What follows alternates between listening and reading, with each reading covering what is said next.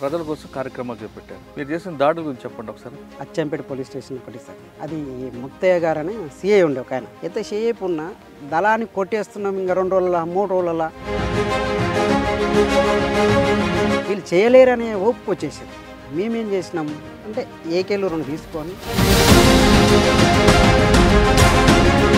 వాటి బాధ్యత వహించి మనం సాగుకాన్ని తెగిడిచి చేయాలనేది ఒక ఆలోచన. దాడులు ప్రతి దాడులు చేయడం వల్ల మీకు వచ్చేది ఏంటి? వాస్తవానికి దాడి చేయడానికి మీ పార్టీ కానీ పార్టీలో పనిచేసే వాళ్ళు కానీ ఎలాంటి ఆలోచన విధానం చేయదు. వాళ్ళకిట ఏ ఇంటి నుంచి పోయారు, అదే పేద ఇంటి నుంచి పోయి ఒక ఆఫీసర్ అయ్యండు అంటే నువ్వు ప్రమోషన్ల కోసానికి, నువ్వు ఉన్న రివార్డుల కోసానికి, పొలిటికల్ లీడర్ దగ్గర మెప్పు పొందిన ఆఫీసర్ మీదనే టార్గెట్ చేస్తారు. సార్, ఎర్రగొండపాలెం పోలీసు మీద దాడి ఎలా చేశారు? మన దగ్గర వేపన్స్ లేవు. వేపన్స్ కావాలంటే ఏం చేయాలి? మనకు అనుకూలంగా ఉన్న చతురస్థావంపై మనం దాడి చేయాలి. ఆ స్టేషన్ 2-3 ఎన్కౌంటర్లకు బాధ్యత వహించిన ఆ పోలీస్ స్టేషన్లో ఉన్న ఆఫీసర్స్ అనే ఆలోచనతోటి పార్టీ పిలుపునిచ్చింది. తర్వాత ఎక్కడ మరి మీరు చేసిన కార్యక్రమాలు ఏంటి? అప్పట్లో సారాయి మీద ఎలాంటి ఏ గవర్నమెంట్ కానీ మద్యపానం మీద కానీ ఇప్పటివరకు గిట బ్రాండ్ షాపులు పెడుతున్నారు సార్. ఎవరి కోసానికి పెడుతున్నారు? ఎవరు దాగి సావాలని? అసలు ఏ రాజకీయ నాయకుడైనా కనీసం మద్యపానం నిషేధం అనేది ఎవరి నోటికి వస్తలేదు. మద్యపానంతో పొలిటికల్ లీడర్లు పట్టుకున్నది వీళ్ళే, ప్రోత్సహించేది వీళ్ళే ఉన్నారు. Welcome to I dream. గతంలో గ్రామాల్లో ఉన్న పరిస్థితి ప్రభావంతోనూ లేదా అక్కడున్న భావాజాలానికి ఆకర్షితులై కొంతమంది యువకులు అడవిబాటు పట్టారు. ఆ విధంగా అడవిలోకి వెళ్ళిన వాళ్ళు అక్కడ ఎండనక, వాననక, చలనక, రాత్రనక, పగలనక అడవిలో ఉండి అక్కడున్న ఆదివాసీల అభివృద్ధి కోసం నిరంతరం కృషి చేశారు. ఒకవైపు పోలీసులు, మరోవైపు పాములు తట్టుకొని ప్రజల అభివృద్ధి కోసం కృషి చేసిన వాళ్ళు కొంతకాలం తర్వాత జనజీవన స్రవంతులు కలిశారు. ఏ కారణంతో కలిశారనేది కాసేపు పక్కన పెడితే వచ్చిన వాళ్ళ జీవన విధానం ఏ విధంగా ఉంది అని పరిచయం చేసే కార్యక్రమంలో ఈ వారం మన guest Sagaranna alias Balayya. Sagaranna alias Balanna Nallamala ఫారెస్ట్లో ఎక్కువ కాలం పనిచేశారు. దాదాపు 8 సంవత్సరాల పార్టీలో పనిచేసిన ఆయన ఎందుకు బయటికి రావాల్సి వచ్చింది, పార్టీలో ఉన్నప్పుడు ఆయన చేసిన కార్యక్రమాలు ఏంటి, ఆయన చేసిన యాక్షన్ ఏంటి అనే చాలా విషయాలు తెలుసుకుందాం. ఆయన ముఖ్యంగా ప్రకాశం జిల్లాలో ఎర్రగొండపాలెం పోలీస్ స్టేషన్ మీద దాడి వెనక ఆయన ఉన్నారనేది అప్పటి వార్త. అందులో వాస్తవం ఎంత విషయాన్ని ఆయన తెలుసుకుందాం. అన్న నమస్తే. నమస్తే. సాగరన్న alias Balanna, Yerragondapalem police station కావచ్చు లేదా మామూలు నల్లమల్ల జిల్లాలో 3 ప్రాంతాల్లో పోలీస్ స్టేషన్లో దాడి జరగాలంటే యాక్షన్ టీంలో మీరు ఉండేదని అప్పుడు పోలీసుల ఒక వాదన. అవును సార్. అంటే అప్పుడు పోలీస్ స్టేషన్ దాడి చేయడం వెనక ఉద్దేశం పార్టీ ఆదేశాలు తప్ప మీ వ్యక్తిగత కారణాలు కావు, అది కూడా ఆయుధాల కోసం మాత్రమే. ఎందుకు చేశారు, ఎందుకు వెళ్ళారు అనే ప్రశ్న సమాధానం చెప్పే ముందు మీ కుటుంబ నేపథ్యం, పార్టీలోకి ఎందుకు వెళ్ళాల్సి వచ్చింది, వెళ్ళిన తర్వాత మీరు చేసే మంచి కార్యక్రమాలు చెప్పండి. సార్, మా కుటుంబ పరిస్థితి అయితే నేను సిపిఎంలో మండల స్థాయి కార్యదర్శిగా పనిచేసినాడు. అక్కడ నుంచి ఏమైంది, సిపిఎంలో పనిచేస్తుంటేనే మాధవ్ రాష్ట్ర కమిటీ సభ్యుడు నాయన వాళ్ళకు రైతు కూలీ సంఘంలో నాయనని మీకు మాధవ్తో ఆల్రెడీ నాయన భావజాలంతో మేము ఇంటి దగ్గర ఉండి మా ఆర్థిక పరిస్థితి అప్పటికే మామూలుగా ఉంది.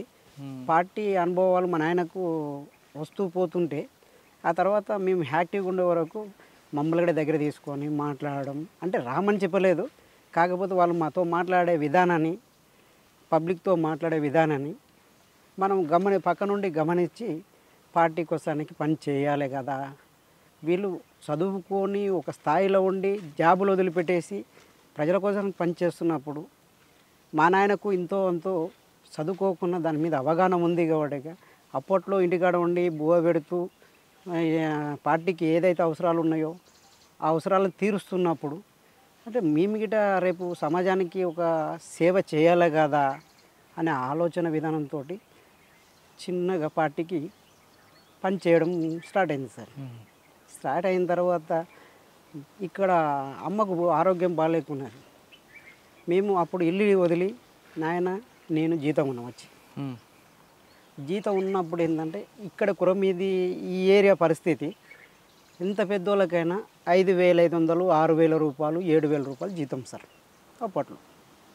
అయితే ఈ జీతాలు ఉన్న గిండ్రితో పట్టించిన బర్పడ పెట్టి మామిడికాయ చికెన్ పెడితే అలా మన సున్నం నీళ్ళు ఉంటాయి కదా సార్, అది పోసి చికెన్ పెడితే బూజు వచ్చేది జీతగాలకు. సరే ఆర్థిక పరిస్థితి బాగాలేనప్పుడు వాళ్ళు కష్టం చేస్తున్నప్పుడు ఆ కష్టానికి సరిపడే తిన్నైనా పెట్టాలనేది ఆలోచన విధానం పార్టీ చెప్పింది. అయితే దానికి ఏమైంది సార్ అంటే, మేము చిన్న వయసులో ఉన్నాం, మా కారు పిల్లలనే తీసుకొని ఒక 20 మందిని జమ చేసింది పార్టీ. చేసి ఆ నైటు మనం ఎక్కడ ఉన్నా సరే ఆ ఏరియాలో ఒక దాడులు భూస్వామ్య ఊరగానికి కానీ వాల్ పోస్టర్లు వేయడానికి కానీ ఏ రకంగా చేయాలని పార్టీ చెప్తే దాన్ని ఫాలో అవ్వకుండా పోయారు సార్. పోయిన తర్వాత చేస్తూ ఒక 5 ఏళ్ళు చేయగానే ఊళ్ళో టోటల్గా ఇక్కడ ఉన్న యజమానులు ఉంటారు కదా, వీడు ఏందో చేస్తున్నాడు, వీడి వల్ల మనకు ప్రాణాల ముప్పు ఉంది అనేది టార్గెట్ చేశారు. అప్పట్లో చిన్న వయసు నాది, ఇటు పార్టీ తీసుకుపోలేకపోతుంది, ఇటు జనాలలో బతకలేకపోతున్నాను, ఇంటికాడ కుటుంబ ఆర్థిక పరిస్థితి బాగాలేదు. ఏదేమన్నా కానీ అని చెప్పేసి చిన్నగా ఉంటే జీతం ఉన్న దగ్గర నైట్ ఎంటాడేది పగులు ఎంటాడేనని డిపార్ట్మెంట్. అప్పుడు లాస్ట్ బట్టలు ఇడిచి గోడంచున్న పని తప్పించుకున్న కాలాలు ఉన్నాయి. ఇంకా లాస్ట్లో ఇంకా చనిపోతా అనే చివరి స్టేజ్కి వచ్చిన తర్వాత పార్టీలోకి వెళ్ళాను సార్. అయితే పార్టీ ఎవరు మీకు బాధ్యులు? అప్పుడు జీవన్ అని చెప్పేసి కమాండర్ ఉండే సార్ ఇక్కడ అచ్చంపేట. అయితే దానికి వీళ్ళందరి పార్టీతో సంబంధం లేకుండా మాకు కేంద్ర కమిటీ సభ్యుడు మాధవ్ మాకు అంటే మాధవ్ అంటే మీ నాన్నగారికి, మా నాన్నగారికి నాకతో ఉంచేటప్పుడు ఆ సంఘాలలో ఏం చేయాలి ఏం సంగతి అనేది మాధవ్ అప్పచెప్పేది బాధ్యతలు అనేది. అయితే మా నాయన ద్వారా మాధవ్ మాకు పరిచయం అయింది. అయితే వచ్చేటప్పుడు వీళ్ళకు లోకల్ దళాలకు అప్పచెప్పిపోయింది మమ్మల్ని. అట్లా ఆయన్నే కమ్యూనికేషన్ చేసి అప్పచెప్పిన తర్వాత లాస్ట్కి ఆయన ఉన్నప్పుడే నేను ఉండలేను, నేను బతకలేను, నన్ను కొట్టేస్తారని చెప్పేసి మళ్ళీ ఆయన వచ్చినప్పుడే వెళ్ళిపోయాను. ఇంకా ఎవరు?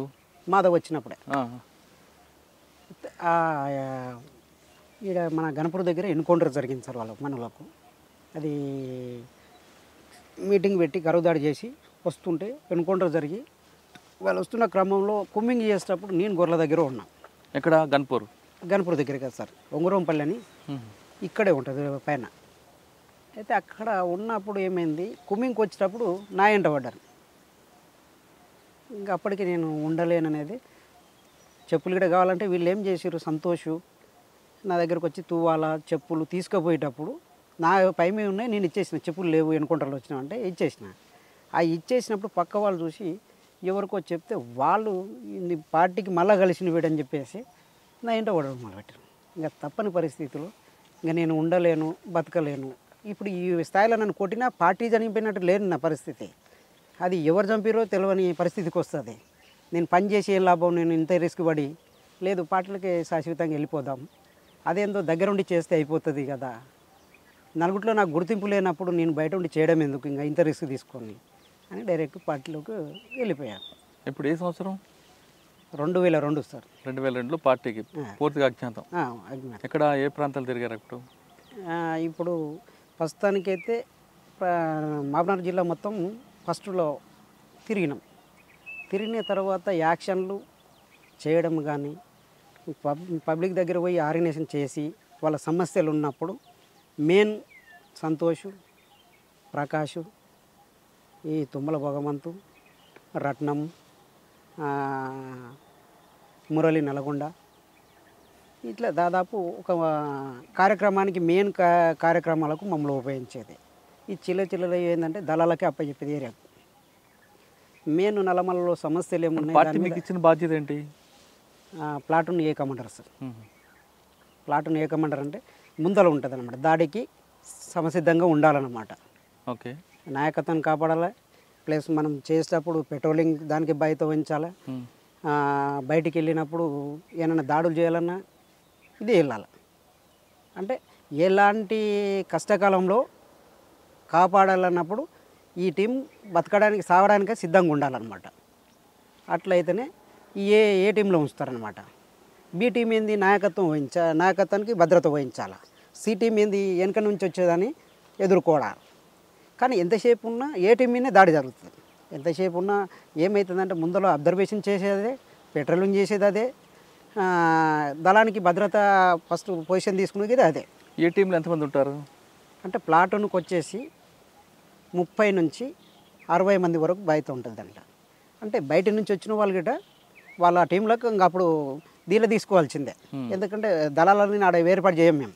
ఎంతసేపున మైదాన ప్రాంతాల్లో పని చేసినా, నల్లమల్ల చేసినా ఈ ప్లాటూన్లో కలిసే వరకు అలా సభ్యులు జీలదీస్తాం. జీలదీసి ఏ టీం అయితే మినిమం 11 నుంచి 12 మంది ఉంటుంది. బి బి టీం ఉన్న నాయకత్వం, మెయిన్ నాయకత్వాన్ని ఎంతమంది ఉన్నా సి టీం విడగొడతాం, దానికి 10-12 మంది ఉంటాం.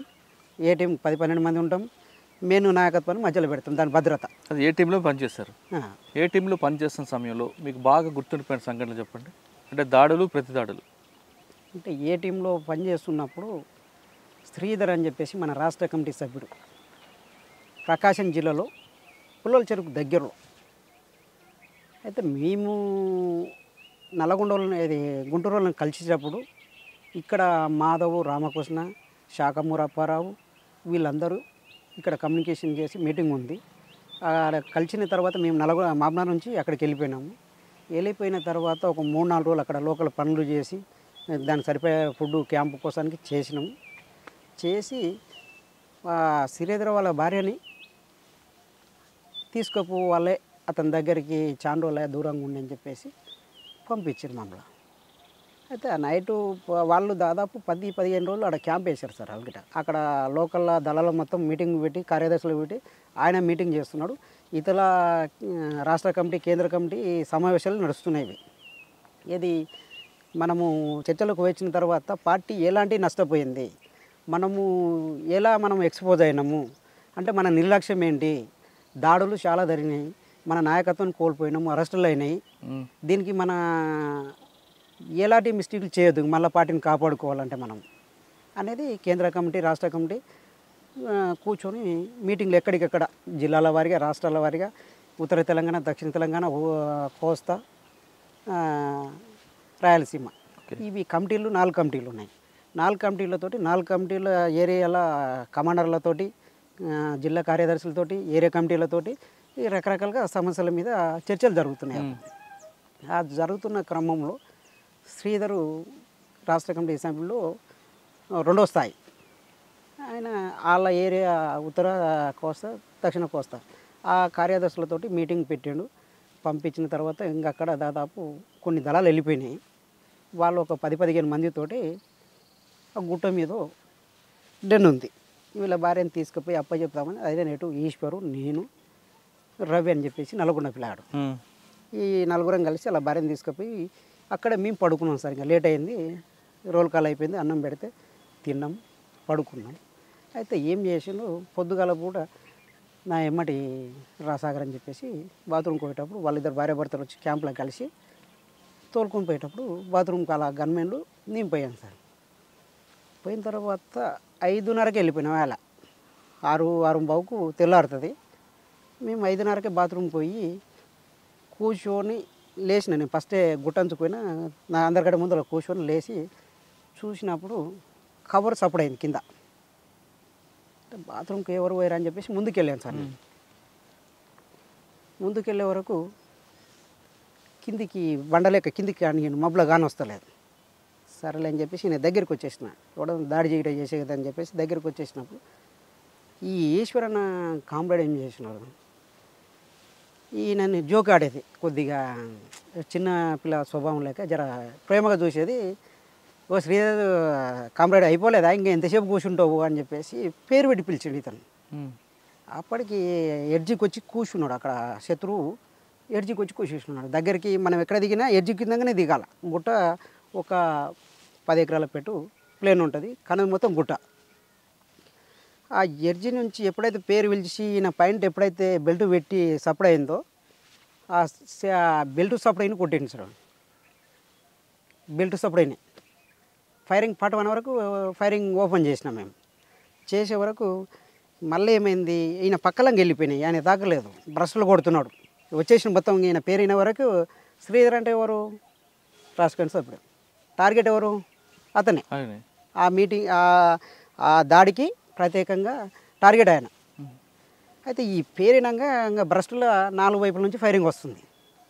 అక్కడ దళం మీద స్టార్ట్ అయింది, ఇక్కడ ఈడ స్టార్ట్ అయింది. ఈ మనిషిని ఇంకా భుజాన్ని వేసుకొని గుంజుకొని వెళ్ళిపోయేటప్పుడే తొడలో పడ్డది ఆయన. తొడల వరకు ఏకే ఇప్పించేస్తుంది. ఏం కాదు నువ్వు రా రా రా రా అని గుంజుకుపోయినాం. దాదాపు ఒక 200 మీటర్లు గుంజుకుపోయే వరకు సాతిలో పడిపోయింది. ఆ పడ్డప్పుడే ఏకే పోచిగీచ ఇప్పి తీసుకుని పోండి కామ్రేడ్, మీరు ఉండకండి వెళ్ళిపోండి అని చెప్పేసి, అయిపోయింది నా పని వెళ్ళిపోండి అని ఇచ్చేసి, ఆ సాగు బతుకులోనే ఏకే ఇచ్చి పోచి ఇచ్చేసి వెళ్ళిపోండి అని చెప్పేసి. కంప్యూటర్ ఉండే, కంప్యూటర్ పలగొట్టమని చెప్పేసి పలగొట్టేసినాం, రాయి ఎత్తేసి వెళ్ళిపోయినాం. అప్పటికి ఈడ 6 మంది పడిపోయారు. అక్కడ మిలిగింది ఎంతమంది? 7 మంది మిలిగాం. ఆ ఫైరింగ్లో బ్రస్ట్లో వస్తున్నాయి. ఏ పక్క గిట్ట మనకు ఛాయిస్ లేదు. తెల్లారుతుంది, మబ్బు లైట్గా మసుకుంది, ఎవరికొవరు గుర్తుపట్టాలో అర్థం కాని పొజిషన్ మాది. లాస్ట్లో ఇంకా ఒకరికొకరు కోడ్ పెట్టి పిలుచుకొని ఆ ఫైరింగ్లోనే ఇంకా లాస్ట్ 7వ మందిలో 6వ వ్యక్తి కూడా పడిపోయింది. ఇంకా 6 మంది ఉన్నాం మేము.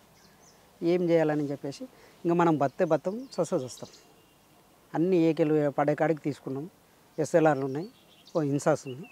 దాన్ని తీసుకొని అయ్యా మనం ఏమున్నా 1+4 ఫైరింగ్ ఓరు ఇస్తుంటే ఓరు వెళ్ళిపోవాలా, పొజిషన్లో తీసుకొని మళ్ళీ కొట్టాలి. ఎంతసేపు అయినా సరే మనము బతుకుతాం, కానీ ప్రాణాలతో దొరకదు. మనం చెలపండి అని చెప్పేసి ఇంకా 6 మందిమి, 3 పోతే 3 రావాలి, 3 పోతే 3 రావాలి. అది దాదాపు పొద్దుగాల 5:30కి స్టార్ట్ అయిన ఫైరింగ్ మధ్యాహ్నం 1 అయింది సార్. ఆ గుట్ట దిగడానికి లాస్ట్కు ఎవరు మూత్రం వాళ్ళు పట్టుకొని తాగాను. తిండి లేదు. ఆ ఫైరింగ్లో ధూప విపరీతంగా అవుతుంది సార్. అప్పుడు తప్పని పరిస్థితి అని చెప్పేసి కిందికి వెళ్ళి మూత్రాలు చేతిలో పట్టుకొని తాగుతుంటే చాలా ఇబ్బందికరంగా అనిపించింది సార్. అక్కడ నుంచి బయటికి వెళ్ళేసి రాష్ట్ర కమిటీకి వచ్చి కలిసి ఇది పరిస్థితి జరిగిందని చెప్పేసి వెళ్ళిపోయిన తర్వాత శ్రీధర్ జేబులో ఒక లెటర్ దొరికింది. ప్రజా సంఘాలకు మీటింగ్ ఉందనేది, ఎవరెవరు వస్తారనేది రాసి ఉంది అలా. ఆ ఏపీటీకి 2 పంపించారు. 2 ఏకేలు ఇచ్చి పరిస్థితి లెటరు వీళ్ళు చదవలే, పోలీస్ డిపార్ట్మెంట్ లెటర్ దొరికిందని చెప్పలేదు. అక్కడికి వచ్చి దాంట్లో ఒక వ్యక్తి కోవట్ ఉన్నాడు అలా. ఆ వ్యక్తి క్యాంపుకి ఫస్ట్ ఈయన సపరేట్ లెటర్ పోయింది, ఈయన ఎవరికి కోవట్కు. ఆ లెటర్ పట్టుకొని దాడి జరిగింది. అదే ఏపీటీకి మమ్మల్ని పంపించారు. ఈశ్వర్ అనే వ్యక్తిని నన్ను మళ్ళా పంపిస్తే సార్ అక్కడికి పోయిన తర్వాత నయం వచ్చిండు. అసలు పోలీసులు రాలే, మళ్ళా నయం వచ్చిండు. వచ్చేసి మేమేమో ఇద్దరం ఒకటే సైజు ఉన్నాం సార్, చిన్నగా ఉన్నాం మేము. ఒక హైట్ లేము, లావు లేము, వానికి అంత క్యాజువల్ జర్నీ ఇక్కడ పోయిన నయం. ఇట్లా చెయ్యి దగ్గరకు వచ్చేసింది సార్. కార్లో నుంచి దిగి చెయ్యి దగ్గర పెట్టాడు. చెలో తీసి చెట్లలో దుంకి ఏకే లోడ్ చేసినాం. వెళ్ళిపోయింది పని. అక్కడ నుంచి ఆ ఏపీటీ వదిలేసినాం. వచ్చి ఇది జరిగిందని చెప్పి వచ్చిన తర్వాత ఇంకా దీనికి మనం ప్రతీకారం ఏదైనా దాడి చేయాలని చెప్పేసి ప్రకాశం జిల్లాలో పోలీసులు కుమ్మింగ్కి వచ్చారు. కుమ్మింగ్కి వచ్చి ఆగిన తర్వాత అక్కడ దాడి చేయాలి. ఫస్ట్ రాకెట్ లాంచర్, అదే ఫస్ట్ ఇప్పుడు దొరికిన రాకెట్ లాంచరు మావోయిస్టుల కాడ మనకు 2005లో దొరికిన రాకెట్ లాంచర్ ఫస్ట్ వాళ్ళ మీద దాడి ఉపయోగించినాం. దాన్ని పేలలేదు. పేలకపోతే గ్రానైల్ వేసి ఫైరింగ్ చేసి వెళ్ళి వచ్చేసినాం. ఎందుకంటే మనం ఏమనకపోతే మన మీద దాడులు జరుగుతాయి. ఎంతసేపు ఉన్నా మనం ఎక్కడికక్కడ అడ్డుకోవాలి.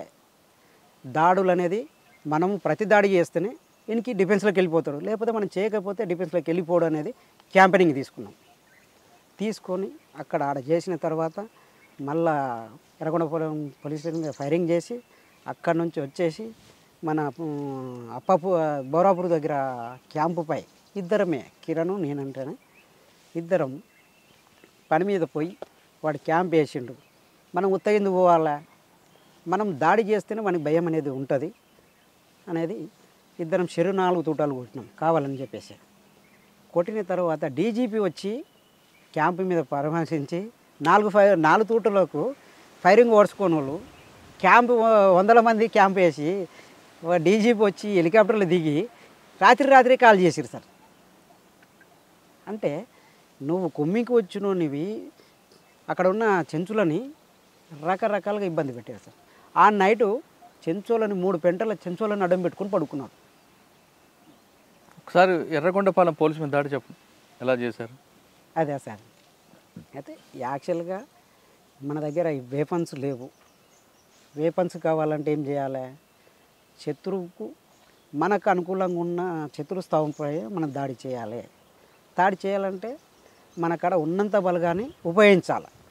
మన దగ్గర ఉన్న వేపన్స్ అన్నీ ఉపయోగించి కంట్రోల్గా తెచ్చుకోవాలి అనే ఆలోచన చేసినప్పుడు దాన్ని చేసే ముందులో రిహార్సల్ చేసి క్యాంపు టీంలు ఏ టీం ఏ దాడి చేయాలి, ఏ టైంలో ఏ టీం సపోర్ట్గా ఉండాలి అనేది దాన్ని ప్రిపేర్ చేసి ఆ స్టేషను 2-3 ఎన్కౌంటర్లకు బాధ్యత వహించిన ఆ పోలీస్ స్టేషన్లో ఉన్న ఆఫీసర్స్.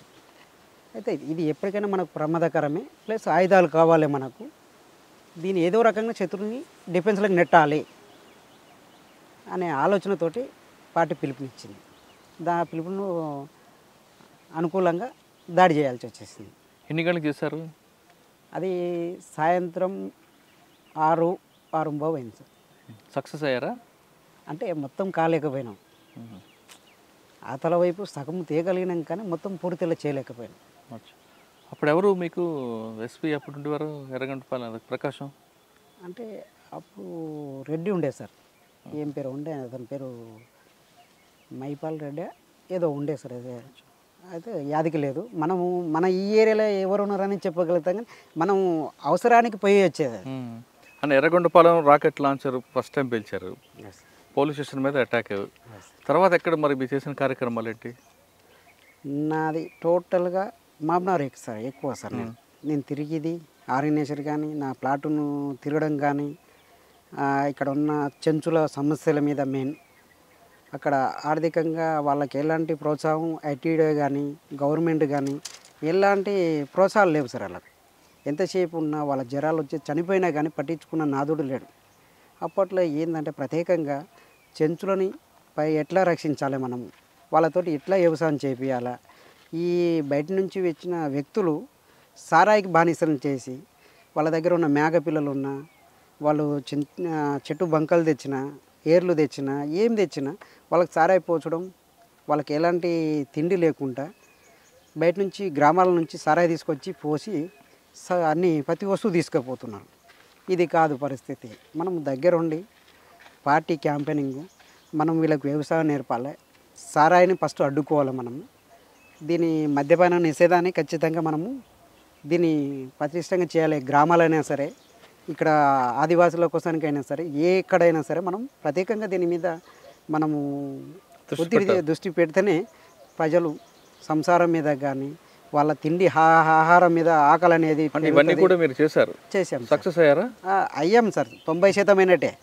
ఎందుకంటే అప్పట్లో సారాయి మీద ఎలాంటి ఏ గవర్నమెంట్ కానీ మద్యపానం మీద కానీ ఇప్పటివరకు గిట బ్రాండ్ షాపులు పెడుతున్నారు సార్.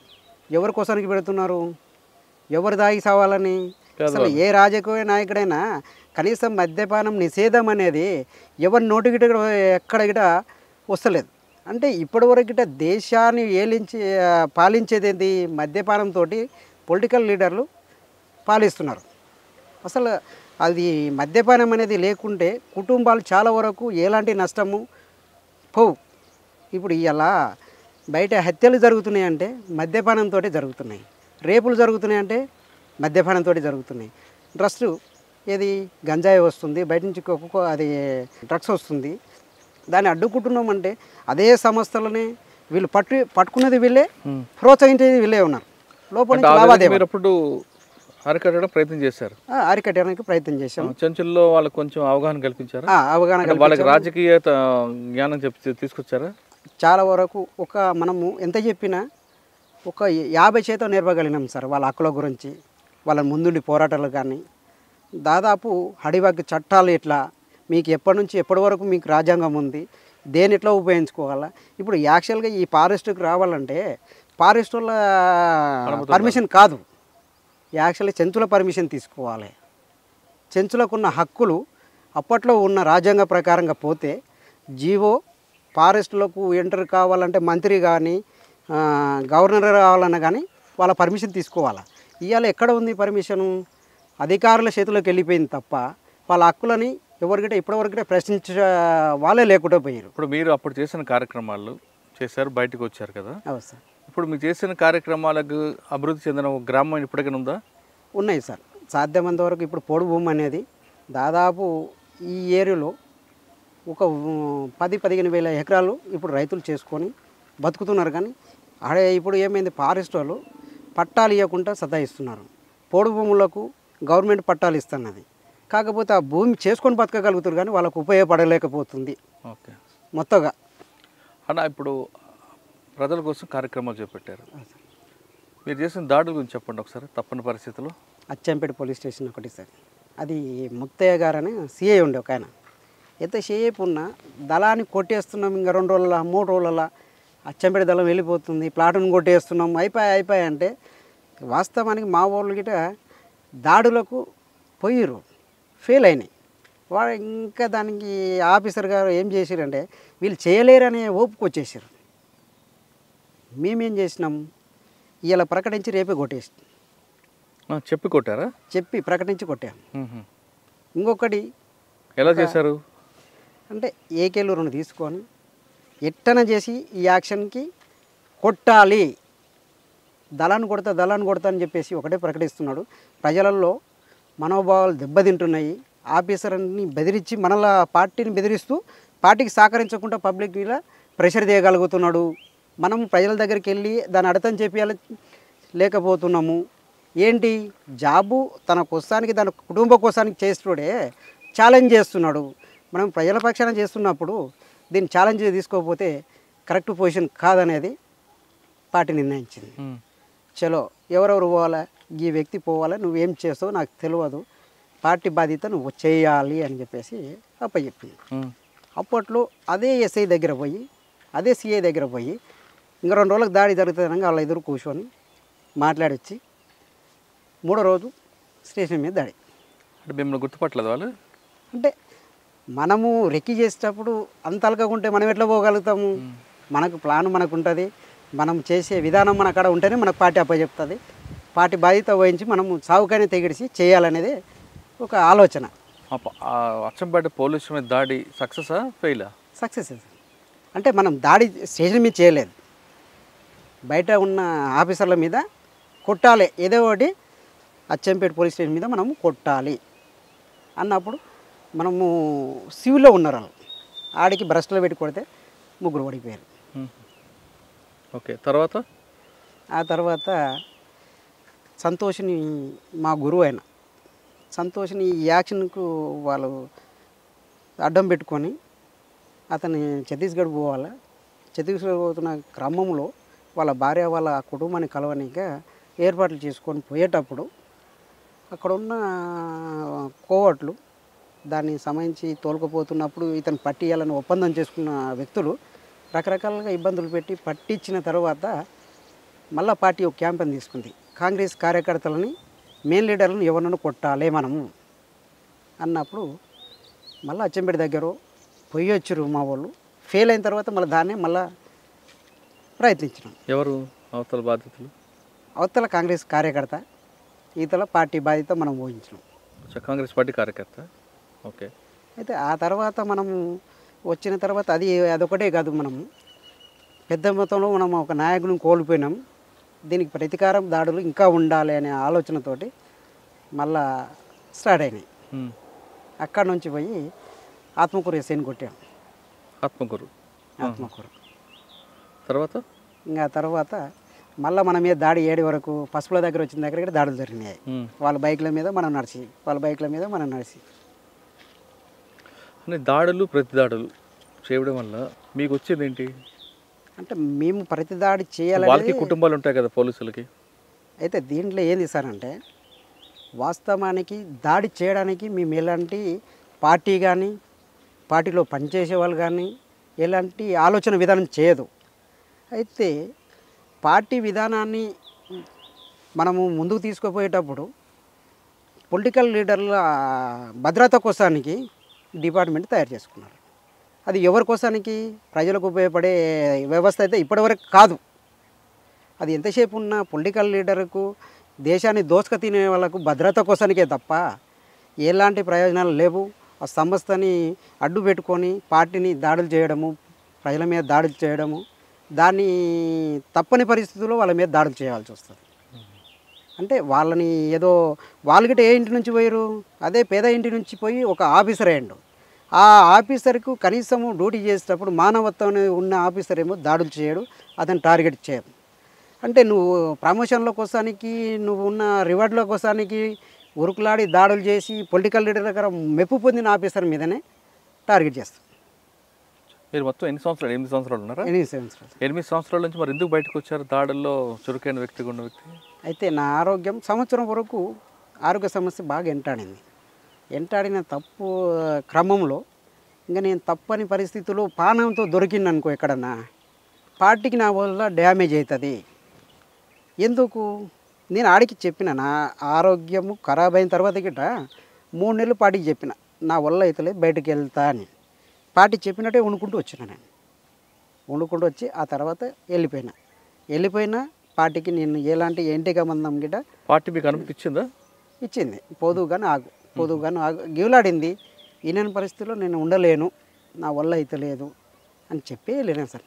ఎవరి ద్వారా మీరు లొంగిపోయారు? లొంగిపోలేదు సార్. ఒక 3 నెలలు నేను పార్టీకి ఏడ నష్టం చేస్తాను, నన్ను ఏమైనా ఇబ్బంది పెడతారో, నా భార్యకు కొంచెం ఎస్టీ అమ్మాయి, ఆమెకు మెచ్చుడి ఎక్కడైనా డిపార్ట్మెంట్ ఇబ్బంది పెట్టి పార్టీ గురించి చెప్తుందేమో అనే విధానానికి జడ్చర్లో పోయి మేస్త్రి పని చేసుకుని బతికినా సార్. నేను 3 నెలలు చేసుకున్నాక జ్వరంతో చేసుకొని నా పొట్ట గడుపుతూ తప్పని పరిస్థితుల్లో మా కుటుంబాన్ని తీసుకొచ్చి ఇదే అమరాబాద్ పోలీస్ స్టేషన్లో మా అత్తని మా అమ్మని తీసుకొచ్చి మేళ పెట్టి లొంగువాడు మేళ మీరు రాండి కొడక అని చెప్పేసి పిలుపునిచ్చారు. అప్పటికి నాకేందంటే కాకగడ్డలై సిమెంట్ పడక అప్పటికి జ్వరం ఉండి నేను ఏమో చనిపోతానేమని నా భార్యకు ఒక టెన్షన్ మొదలైంది. ఇంకా పోదాంపా ఏదైతే మీ వాళ్ళ కడుకు ఆలోచన తీసుకుందాంపా అంటే, మా వాళ్ళు అప్పట్లో పరిస్థితి బాగాలేక నేను వచ్చిన నీ కొడుకు అని చెప్పేసి ఒత్తిడి చేసినందుకు హైదరాబాద్లో పోయి కూలి చేసుకుని బతుకురు మా వాళ్ళు. అయితే ఇక్కడ బొమ్మనపల్లిలో మా అన్న ఉంటాడు, అతను బాగా లైక్ చేస్తాం. అతను ఏం చేసిన సీఎస్ఐకి ఇంటిమేషన్ ఇచ్చుకున్నాడు. మనం పోయి ఇంటికాడికి పోయిన తర్వాత నా కోసం ప్రత్యేకంగా ల్యాండ్ ఫోన్ పెట్టుకున్నాడు. పెట్టుకొని అడిగి పోయిన తర్వాత మా పెద్దమ్మ కడుకోతే మా అన్నకు ఫోన్ చేసి చెప్పి అప్పుడు సీనియర్స్ తోటి మా అన్న కలిసి వచ్చి బండ్లాడ పెట్టుకొని వచ్చి ఆ గొర్రెల కాడ వండుకున్నాయి. వీళ్ళ మీద నమ్మకం లేక నాకేమైనా ప్రాబ్లం అవుతుంది, ఎక్కడ వెళ్ళలేను కదా ఇంటి నుంచి అని చెప్పేసి బయట పోయి పడుకున్నాను. బయట కూర్చున్న తర్వాత ఏందిరా మరి సరెండర్ అవుతావా ఏం సంగతి అని అడిగాను. లేదన్న ఫస్ట్ అమ్మ నాయన కాడికి పోవాలి. నేను అమ్మ నాయన కాడికి పోయిన తర్వాత అప్పుడు ఆలోచన చేస్తా. చలో అమ్మ నాయన ఏడ చేస్తారు, ఆయన హోమ్ మినిస్టర్ ఇంట్లో నాయన పని చేస్తున్నాడు, ఇది గోడను నీళ్ళు పట్టాల.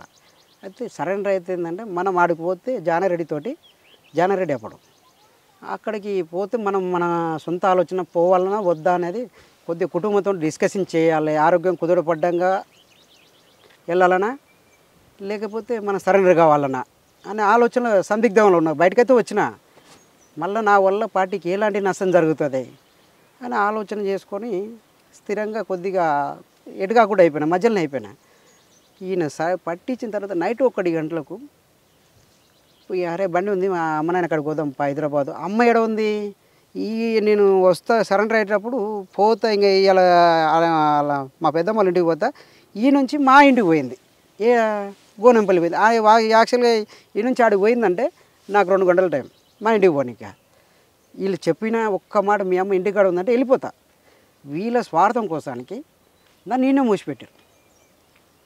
మూసిపెట్టి మా అమ్మకి తెలియకుండా నన్ను నైట్ 1కి పట్టించు. గిరి అని ఒక్క పిలుపు పిలిస్తే సార్ ఈ పెంటగడలలో పెంటపుట్టి అలా ఫుల్ ఉంది. అది వానకాలం దశదీపాలకు గిరి అని ఒక పేరు పెట్టి పిలిస్తే బండ్లేమో స్కూల్లో పెట్టిరు. మా అన్న కదా నేను నమ్మి ఉంటే దాదాపు 40 మంది దగ్గర ఉండు. అప్పుడు ఉరికొచ్చి ఏసై పట్టుకొని హీరో అంటాను. అంటే ఆ రాత్రి సరే నీవు బాగున్నావు మాట్లాడినావు బాగుంది, అదే నేనే వేపన్ తీసుకొని దాడి చేసిన అనుకో ఎవరు అక్కడ నువ్వు తోలుకొచ్చిన వాళ్ళు నష్టపోయినా కష్టమే, ఇక్కడ నేను చనిపోయినా మా అమ్మ నాయన ఊరుకోరు కదా. అంటే అప్పట్లో డైరెక్ట్ అడిగాడు నన్ను ఒక కానిస్టేబుల్, ఇప్పుడు కొట్టేసి ఎవరు దిక్కు నీకు అని అడిగాడు. సార్ నేను చచ్చిపోయే ముందర ఒక్కనైనా చంపుతాం మిమ్మల్ని, చంపుతా సార్ అని చెప్పిన. అన్న వరకు ఎస్ఐ ఉండి తిట్టిండు వాళ్ళని. తిట్టినాక బంద్ చేసినాక ఆ నైట్ తీసుకొచ్చేసి ఆయన ఇంట్లోనే వండబెట్టుకున్నాడు. వండబెట్టుకొని తెల్లారి నీర కాసి పొద్దుగాల తీసుకుపోయి సరైన చేసింది సార్ ఇక్కడ మామనారు. అయితే నాకు అప్పటి వరకు నన్ను ఉంచుతారనే నమ్మకం అయితే లేదు. ఓకే. ఎందుకంటే 199 కేసులు వాళ్ళ మీద దాడులు చేసినవి ఉన్నాయి, గట్టి ఆఫెన్స్లే ఉన్నాయి. అయితే నన్ను ఎట్లా ఉంచరు అనేది నా ఆలోచన విధానం. ఇంకా పొద్దుగాల వీళ్ళందరినీ మాజీలని నన్ను మంగళాన్ని పిలిచి కటింగ్ చేయించి ఒక జత బట్టలు తెప్పించి వాళ్ళ భార్య మా భార్యకి ఇచ్చి తానం చేయించి బయటికి కంపౌండ్లోకి తీసిన తర్వాత వీళ్ళందరూ కంపౌండ్లో కానీ వస్తే బతికినారు అనుకున్నాను. అప్పటి వరకు నేను లేను, కొట్టేస్తారు ఎప్పుడో సరే అయితే కొట్టేస్తారని డిసైడ్ అయినా. సరెండర్ అయిపోయారు. అరెస్ట్ చేశారా లేదు పంపించారా? ఇంకా సరెండర్ చూపించారు సార్. ఇంకా అంటే ఈయన మా అన్న పెద్ద మనిషి టీడీపీ తాలూకా ఇన్ఛార్జ్ అనమాట. అప్పుడు ఎవరు ఎస్పీ ఎవరు అప్పుడు చార్చిన మేడం. అయితే వాళ్ళు ఆఫీసర్ సరెండర్ అయిన తర్వాత మీకు ప్రభుత్వం ఇచ్చిన పథకాలు అందాయా? అంటే సరెండర్ అయిన తర్వాత మనకు డిపార్ట్మెంటు వాళ్ళకు డంపులు చూపించలేదని, పబ్లిక్ని చూపించలేదు, మీకు సహకరించిన వాళ్ళు చూపించలేదని చెప్పేసి కొద్దిగా ఇబ్బందికరంగానే ఉన్నది. కానీ మజీ సిఐ గారు సరే ఆయన ఒక మానవత్వంతో ఆయన నీ బతుకు తీరు పెట్టరా, నువ్వు సరే మాకంటే సహకరించకపోతే నీ బతికెట్లా ఏం చేస్తావు అని ఆలోచన చేస్తే ఈ ఎస్ఐని అడిగితే ఇది కార్పొరేషన్ కోసానికి బండి తెచ్చుకుందామని, నా బతుకు తెరువు కోసానికి సరెండర్ అయినప్పుడు కార్పొరేషన్ నుంచి సపోర్ట్ చేస్తే బండి తెచ్చుకుందామని సుమో కోసం లెటర్ తెచ్చుకున్నాను సార్. ఆ లెటర్ చింపేసాడు. సార్ నేను ఇది తెచ్చుకున్నా, మీరు సహకరించండి, మాట్లాడండి ఆఫీసర్ తోటి అని చెప్పేసి ఐటీడీ పిఓ కాడికి పోయి. ఎవరు చెప్పారు? ఎస్ఐ పేరు శ్రీనివాసులు. ఇంకా రషి బోషి అంటే ఆయన కాళ్ళ కింద మనం ఎంతసేపు ఒక వర్కర్ లెక్క పనిచేయాలనే ధోరణిలో పోయిండు. అందరూ మాజీల లెక్క చేస్తాడు ఈయన, ఇంటడేమనే ఆలోచన చేసాను. నువ్వు నాకు ఏది పెట్టకున్నా సరే నా బతుకు నేను బతుకు నా స్వేచ్ఛ వదిలిపెట్టాల అని చెప్పేసి అప్పుడు సిఐ దగ్గర పోయి కూర్చొని, నీకు బాధ ఏంటంటే, సార్ నా పరిస్థితి ఇది కాదు, నేను పోయి ఓన్గా పని చేసుకుంటా, నన్ను ఇచ్చలవిడే విడిచిపెట్టాలి, నేను పార్టీకి నష్టం చేయను, మీకు నష్టం చేయను, నాకు నా సమాజంలో పబ్లిక్ ఉన్నారు కదా వాళ్ళతో పాటు వాళ్ళకు న్యాయం చేస్తూ నేను కూడా నా బతుకు దేలాడుకోవాలా, మరి ఏం సార్ ఎన్ని రోజులు ఉండాలి మీ స్టేషన్లో అని ఒక వారం 10 రోజులు గెస్ట్ హౌస్ ఇచ్చారు నాకు సపరేట్గా. అప్పుడు ఈ రజిత రమాకాంత్ వీళ్ళందరూ సరెండర్ అయ్యి మళ్ళీ ఆ గెస్ట్ హౌస్కి చేరారు.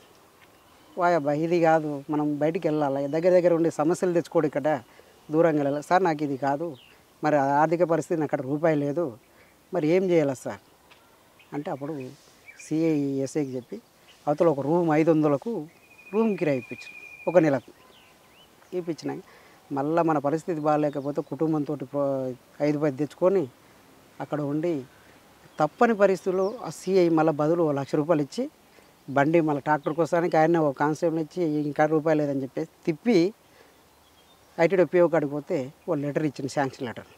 అది మళ్ళీ ఏం చేయాలి, సేమ్ మళ్ళీ ప్రైవేట్గా మనం వీళ్ళు సరెండర్ అయిన తర్వాత మనకేదో ప్రోత్సహిస్తారు, గవర్నమెంట్ ఏదో వస్తుంది అనే భావన పబ్లిక్లో కల్పిస్తారు తప్ప ప్రైవేట్ ఫైనాన్స్ పోయి సపరేట్గా మనం తెచ్చుకున్నా అది ఆరామ్సే సార్. ఇది మళ్ళీ ఈ ఆఫీసర్లతోటి సహకరించామని చెప్పాలి, ఆ బ్యాంకుని గీములాడాలి, మళ్ళీ ఫైనాన్స్ని గీములాడాలి, ఈ రకరకాలుగా పట్టా మన మీద ఉంటేనే వాళ్ళు లోన్ ఇస్తారు. అట్లా లాస్ట్కు తిరిగి మా అత్తగారి భూమి మా మామ పేరు మీద ఉంటే దాన్ని ఏం చేసిండు, మా బామ్మడిది పెద్ద బామ్మడిది తప్పదు ఈయన పట్ట చేసుకుంటే ఈయనకే పోతుందేమో అనే అపోహలు వాళ్ళకి నేర్పారు. అయితే అతను ఏం చేసిండు, ఒక బుక్ తయారు చేసి బ్యాంకులు ఇచ్చిండు. బ్యాంకులు ఇచ్చి తిరిగి ఆయన మసీ సరే తిట్టిండు, మీ బామ్మడిది మీ శిలనే కదా 10 మందిలో బతున్నాడు, ఎట్లా మీరు పొలిటికల్గా ఆయన టార్గెట్ చేయడం ఇప్పుడు కాదు, దూరంగా ఉన్నప్పుడు పార్టీలో ఉన్నప్పుడు టార్గెట్ ఇవ్వం, కానీ పబ్లిక్లోకి వచ్చినప్పుడు మీరు అందరూ సహకరిస్తేనే వాళ్ళు బతుకుతేనే మీకు ట్రాక్టర్ లోన్ వచ్చింది. అప్పుడు గవర్నమెంట్ లోన్ ఇచ్చింది, ఏది ఎస్బీఐ బ్యాంక్లో లోన్ ఇచ్చింది. అవి ఇచ్చిన తర్వాత కడుతూ పోయినా ఎంత పోయినా కానీ మనకు వచ్చిన 200-300 వస్తే మనము మితికిదిగా పోతుంది. అది లాస్ట్లో కట్టంగా 270కి బండి మనకు తెలియకుండా గుంజుకుపోయారు ఎవరు? బ్యాంక్ వాళ్ళు. మ్మ్. ఇంకా దేవుడు అని చెప్పేసి మళ్ళీ ప్రైవేట్ ఫైనాన్స్లో పోయి ఇప్పుడు ఏం చేస్తున్నారు మరి? ఇప్పుడు ప్రస్తుతానికి ట్రాక్టర్ ఉంది సార్. ట్రాక్టర్ నడుపుకుంటున్నారు. ట్రాక్టర్ ఈ మధ్యకాలంలో నయీం అనే వ్యక్తి ఎప్పుడు మీకు ఎదురయ్యాడు? అంటే ఒక్కసారి మీకు మిస్ అయ్యాడు అక్కడ ఏపీటీలో. అయితే 3 సార్లు మిస్ అయినాను సార్. మ్మ్. అయితే ఈడ మన పరాబాద్ కోట అని చెప్పేసి ఈ శేషన్ అని ముననూరు అంటాడు. అతను బొంత పార్వతమ్మ అని బొంత లింగమయ్య అని చనిపోయాడు పార్టీలో. పార్వతమ్మల చెల్లెని శేషయ్య చేసుకున్నాడు. అయితే వీళ్ళు ఏంటంటే అప్పుడు ఆర్థిక పరిస్థితి బాగాలేదనే విధానం కాదు అది. టూరిజంలో నయం ఇతను పెట్టించిండు అక్కడ.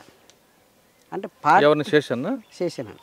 అయితే దాని విషయం ఇలా ఏమైంది సార్ అంటే పార్టీకి చెందిన వ్యక్తి కదా ఆడవిల్ల. అంటే ఎలాంటి ఎక్స్పోజింగ్ చేయొద్దు, మనము ఇబ్బంది పెట్టవద్దు అనే ఆలోచన విధానంలో అతను ఏమనలేదు, మేము హెచ్చరించేది కానీ ఏమనలేదు. అయితే ఆడ ఏపిటి ఉంటే నయం స్మార్ట్గా తయారయ్యారు. అంతవరకు జుంపాలు ఉండేది సార్. ఆ వచ్చిన టైంలో నీట్గా కట్ చేసుకున్నాడు, హాయిగా ఉన్నాడు, ఒక టూరిస్ట్ లెక్క ఉన్నాడు అన్నమాట. అయితే పోతుంటే తిరుగుతుంటే అయితే యాక్చువల్గా నేనేంది ఈ వ్యక్తి ఓడబ్బా కొత్తగా వచ్చిండు, ఎప్పుడైనా గడ్డం కానీ ఏదైనా మాస్క్ కానీ ఉండేది. ఆ రోజు మాస్క్ లేదు, నెత్తి లేదు, ఏదో ఒక పొలిటికల్ లీడర్ లేక తిరుగుతున్నాడు. ఏందబ్బా అని చెప్పేసి కిరణ్ అనే పిల్లగాడు అతను అబ్జర్వేషన్ చేసిండు. అయితే టార్గెట్ ఏంటంటే మేమిద్దరం బయటికి వెళ్తాం, అలా ఆయనను కొట్టేయద్దు, పానంతుకు దొరకాలి మేము, అలా ఆలోచన విధానం. అయితే ఆ పిల్లాడు అంతకంటే ముందే చెప్పిండు, ఆడికి వస్తుండే ఖచ్చితంగా జాగ్రత్త అని చెప్పేసి చెప్పాను. నేనేం చేసిన ఇక తిరుగుతా దగ్గరికి వచ్చేసాను సార్. ఇట్లా నేను పోతుంటే సింపుల్గా లుంగి కట్టుకొని పోతుంటే వచ్చేసి దగ్గరికి వచ్చి రేట అనుకోని పోయాడు. మళ్ళా చేలో వెళ్ళిపోయినా, వేపన్ లేదు నా దగ్గర. వెళ్ళిపోయిన తర్వాత మళ్ళీ నయం పలానా వ్యక్తి అని చెప్పేసి అతను తీసుకొచ్చి ఇంటర్గేషన్ చేసినాక నేను చేస్తలేను, ఆయన ఎవరో తెలియదు అని చెప్పేసి చేసిన మాట్లాడాను. అక్కడ నుంచి ఎలగొట్టిన తర్వాత వచ్చేసి మళ్ళీ 3 నెలల్లో సేమ్ అదే పని చేసాను. తప్పని పరిస్థితిలో కొట్టినాం మేము. కొట్టిన తర్వాత మందలు ఇచ్చిన తర్వాత మళ్ళీ టోటల్గా నయం దగ్గరికి వెళ్ళిపోయాను. ఇక చేశాను. అట్లా జరిగింది సార్ అది. ఓకే, ఇప్పుడు చివరిగా ప్రశ్న చెప్పండి. నల్లమలలో ఒకప్పుడు వెళ్ళారు, పనిచేశారు, వచ్చారు, ట్రాక్టర్తో జీవితం నడుపుతున్నారు కదా సార్. మీ పరిస్థితి ఎలాగుంది? కుటుంబ ఆర్థిక పరిస్థితి సాధారణంగా మాజీ మావోయిస్టులు అంటే సెటిల్మెంట్ చేసుకుంటూ బతుకుతారని ఒక అపోహ ఉంది బయట. మీరు ఆ సెటిల్మెంట్ చేస్తున్నారా, లేదు ప్రశాంత జీవితం కొనసాగిస్తున్నారా? సార్ ఇప్పటివరకైనా నా పద్ధతి ఏంటంటే పార్టీ నేర్పింది ఒక్క ప్రజాస్వామ్యంలో ఒక వ్యక్తిని గౌరవిస్తూ వాళ్ళకున్న సమస్యను కానీ మనకున్న సమస్యను కానీ ఆర్థిక లావాదేవీలు కాకుండా ఒక ప్రేమతో ఎలా చేయించుకోవాలనేది నేను పార్టీ దగ్గర నేర్చుకున్న విధానం సార్. నాకు ఇప్పటివరకు నేను ఆర్థిక పరిస్థితి లావాదేవీల కోసానికి నేను ఇయ్యాలని కాదు, ఇంకా ఎప్పటికీ నేను చచ్చేంత వరకు నేను ఆశించన్నది. నాకు కావాల్సింది ఏంటంటే వ్యక్తులు కావాలి, అలా ప్రేమ కావాలి నాకు తప్ప నేను ఎలాంటి సెటిల్మెంట్ కానీ వాళ్ళ దగ్గర లావాదేవీలు ఏమైనా వస్తాయి అనేది ఎప్పటికంటే నేను భావించలేదు సార్. ఇప్పటివరకు నాకు ఆ పార్టీ ఏదైతే నేర్పిందో దాని మీదే నేను కట్టుబడి ఉన్నా. ఇప్పటికైనా నేను ఎలాంటి రాజకీయ నాయకులు పిలిచినా ప్రజల ఆ గేరీలో కానీ ఆ చుట్టుపక్కల ఏ సమస్య ఉందో ఆ సమస్య మీద డైరెక్ట్గా పోరాడతా, నేను డైరెక్టే మాట్లాడతా. వాళ్ళు కోపం పెట్టుకుంటారు నా మీద, కానీ నేను ఎన్నడిగిట దానికి లొంగను. నేను ఎంతసేపునో ఇప్పటికే నేను చనిపోయేంత వరకు నేను ఎప్పటికిట నేనున్న ఏరియాలో నా కాడికి అన్న వచ్చిన వారికి ఎలాంటి సమస్య ఉన్నా ఎదురు పడతా సార్.